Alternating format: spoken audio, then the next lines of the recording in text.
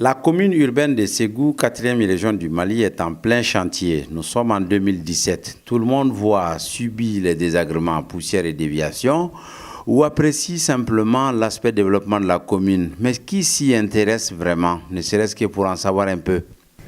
Non. La mairie de la commune urbaine de Ségou est forcément au courant. La mairie est au courant de tout, parce que le programme Pakoum est là. C'est géré par la mairie, qui est en train de faire des marchés, qui est en train de faire des complexes. Les routes, c'est au niveau de la région. La commune a une vision par rapport à ça. Oui, mais la mairie peut et doit informer la population de la commune, sinon cette dernière a le droit de s'informer et d'interpeller. Cette situation est certainement la même dans les communes urbaines et rurales du Mali. La participation des populations à la gestion des affaires locales se fait de manière générale de deux manières: les élections et l'implication au quotidien dans les prises de décision, notamment les débats et les interpellations. Voilà toute la problématique des jeunes démocraties comme celle du Mali. Avec le financement d'OSIWA, Open Society Initiative for West Africa, bureau de Dakar, l'Observatoire des droits humains et de la paix ODHP a initié le projet d'appui au renforcement de la participation des jeunes et des femmes au développement local dans les 6 communes du district de Bamako et la commune de Ségou. Il s'agit de permettre aux femmes et jeunes leaders de ces communes de s'engager dans la gestion des affaires locales afin d'apporter des changements positifs et d'être en mesure de défendre leurs intérêts de manière efficace pour eux-mêmes et pour leur communauté.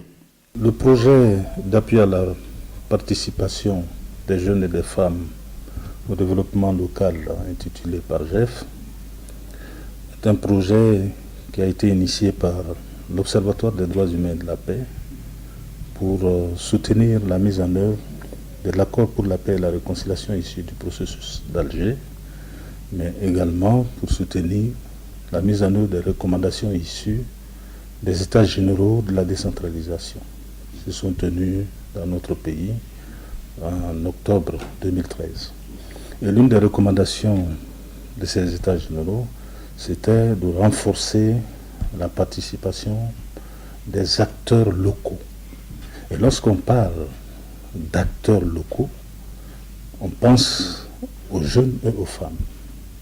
Le projet prend en charge 50 jeunes et femmes pour une durée de 15 mois. La cérémonie de lancement a été organisée le 28 novembre 2015 au Centre international des conférences de Bamako, CICB. Outre le partage d'expériences régionales Bénin, Ghana, Mali, Niger, Sénégal sur le contrôle citoyen à la base, le PARJEF a permis d'outiller les jeunes à travers les sessions de formation et le soutien adéquat, favorisant leur bonne organisation en s'assurant que ceux-ci pourront être désormais opérationnels. Ces leaders, femmes et jeunes, sensibiliseront à leur tour les autres pour une adhésion de la majorité. Alors quand nous avons commencé cette formation qui a duré 25 jours, j'ai demandé aux jeunes quelle idée ils ont de leur pays. Et à partir de cette idée ou de ces idées que nous avons mises ensemble, nous avons élaboré une vision pour les jeunes et les femmes du Mali dans le cadre du développement humain durable. Donc ça a été le premier module. Le deuxième module a porté sur la commune. Qu'est-ce que la commune? Où se situe la commune? Et vous allez constater que si vous prenez l'architecture de l'organisation administrative du Mali, vous allez trouver que les régions du district, les cercles, sont à la fois collectivités et circonscriptions administratives, alors que la commune, c'est une collectivité territoriale décentralisée. Ce n'est pas une circonscription administrative. Qu'est-ce que cela veut dire?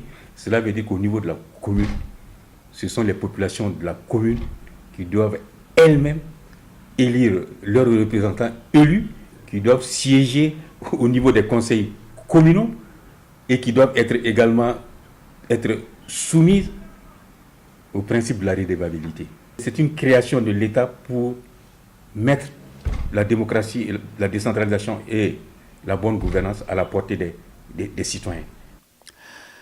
Articulé autour de cette composante, le PARJEF a accompagné, voire outillé les jeunes et les femmes des 6 communes du district de Bamako et de la commune urbaine de Ségou à apprendre, comprendre, jouer leur rôle et à occuper leur place dans le développement local en lien avec les enjeux, les défis et les perspectives des élections régionales et communales dans un contexte de mise en œuvre effective de la nouvelle vision de la décentralisation fondée sur la régionalisation et l'accord pour la paix et la réconciliation issu du processus d'Alger.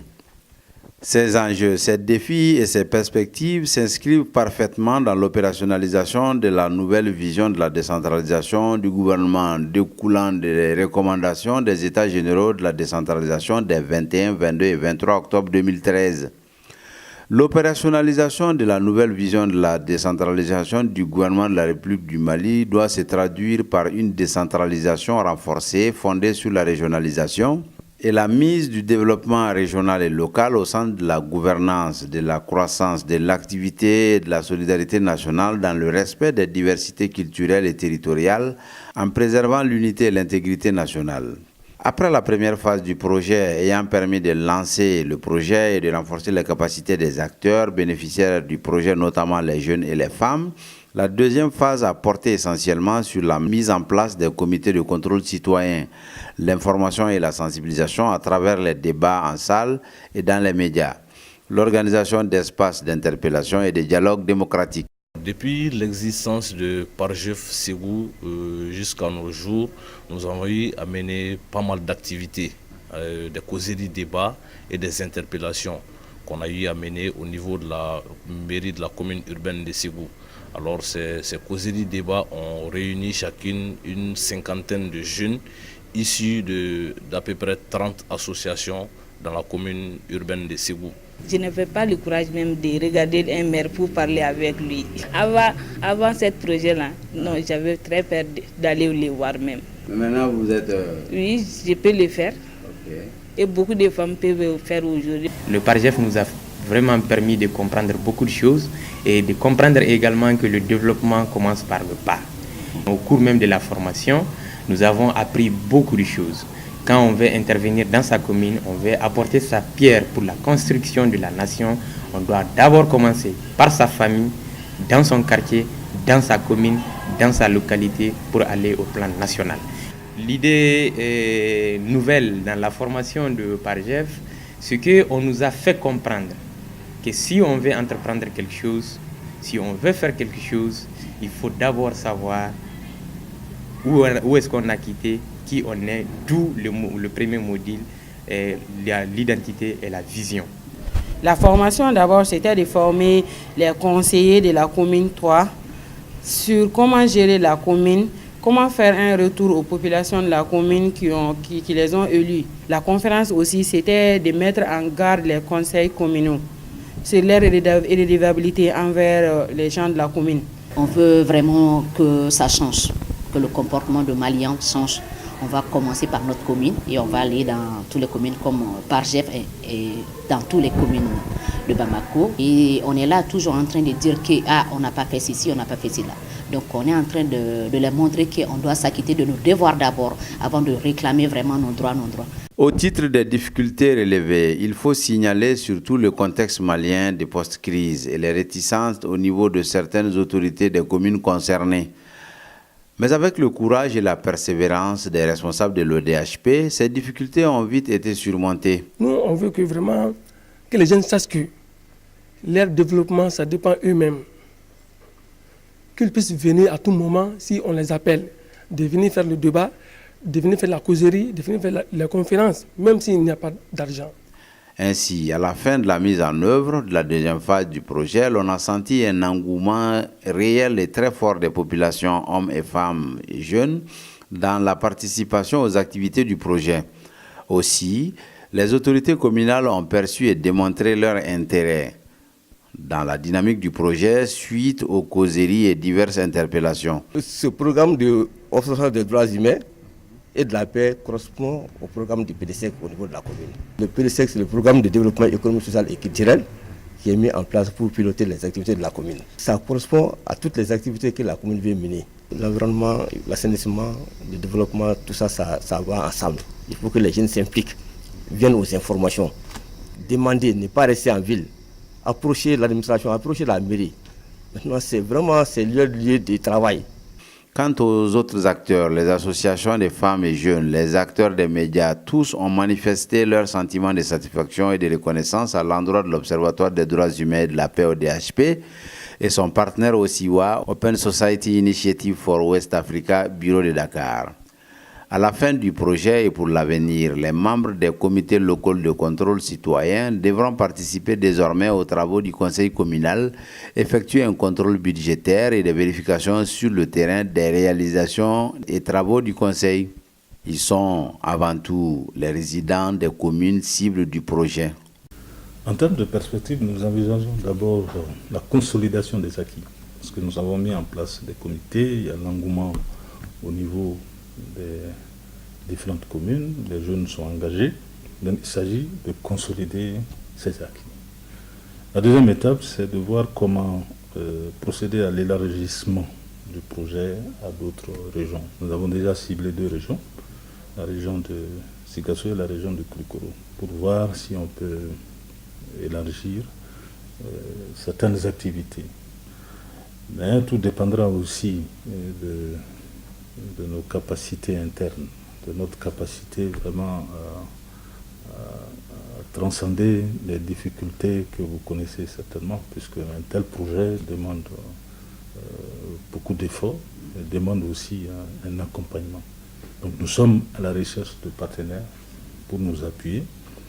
Donc le dialogue n'est pas totalement rompu aussi avec OSIWA qui a soutenu cette première phase. Nous sommes en train de voir dans quelle mesure nous pourrons bénéficier de leur accompagnement, l'accompagnement des différents partenaires, OSIWA, mais d'autres partenaires, pour la seconde phase. Mais notre volonté, c'est vraiment d'aller expérimenter tout ce qu'on a comme bonne pratique, déjà engagé au niveau des 6 communes de Bamako et de la commune urbaine de Sékou. Si vous voyez les recommandations qui sont sorties de la formation de 25 jours que j'ai donnée, ils ont dit qu'il faut qu'on crée d'autres pare-jeux dans les autres pays de l'UEMOA et de la CEDEAO pour en faire des pare-jeux CEDEAO et UEMOA. Donc il faut qu'on aille dans le sens de l'intégration. Parce qu'il y a la dernière semaine, il y a eu des formateurs qui sont venus du Bénin, du Niger et du Sénégal pour partager leur expérience avec nous. Je pense aujourd'hui on a pare-jeux Mali. Il serait intéressant que ODHP, avec d'autres organisations des droits humains des autres pays de la CEDEAO, puissent démarcher un peu au SIVA pour qu'on aille dans la dynamique des pare-jeux dans tous les pays de l'UEMOA et de la CEDEAO pour